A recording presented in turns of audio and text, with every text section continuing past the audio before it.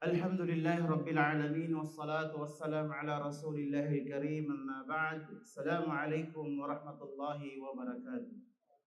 Alhamdulillah, pasalamatan at purihin natin ang dakilang Allah Subhanahu wa Ta'ala sa lahat ng kanyang biyaya at gabay na ipinagkaloob sa atin ng Allah Subhanahu wa Ta'ala. Alam niyo ba mga kapatid sa Islam, wala nang hihigit pa at hahalaga dito sa mundo, mapa sa kabilang buhay, ang banal na Quran. Kahit pa ang diamond o kaya ginto, luxuries, kayamanan, pera, o kaharian, ito ay bagay lamang at hindi ito mahalaga.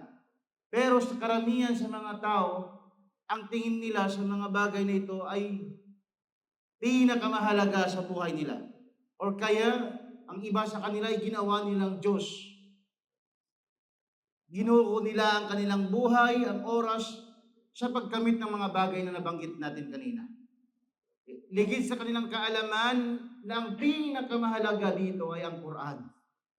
Dahil ang Quran, hindi ito salita ng sino man, ng manunulat, o salita ng mga presidente, salita ng mga pinuno, salita ng mga hari. No, ito ay salita ng dakilang Diyos, ang Allah Subhanahu wa Ta'ala. Kung gusto mong makausap ang Panginoon Allah, araw-arawin mo ang pagbasa ng Quran. Pagkos yan ay salita ng Allah Subhanahu wa Ta'ala. Ang Quran, tanzilum mimman khalaqal arda was samawati al-ula. Ang nagpababa nito mula sa Allah Subhanahu wa Ta'ala, ang lumikha ng kalupaan at ang lumikha ng pinakamatataas na kalangitan. Yun ang Allah Subhanahu wa Ta'ala. Galing sa Kanya ang Quran.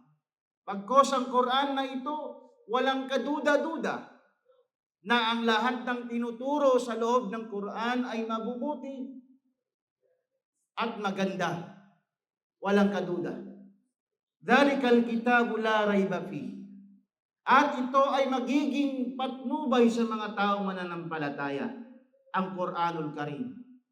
Sinabi din ng Allah Subhanahu wa Ta'ala, inna hadzal Qur'ana yahdi lillati hiya aqwam. وَيُبَشِّرُ الْمُؤْمِنِينَ الَّذِينَ يَعْمَلُونَ الصَّالِحَاتِ أَنَّ لَهُمْ أَجْرًا كَبِيرًا. Sinabi ng Allah Subhanahu wa Ta'ala, katotohanan ng Quran ay patnubay sa lahat.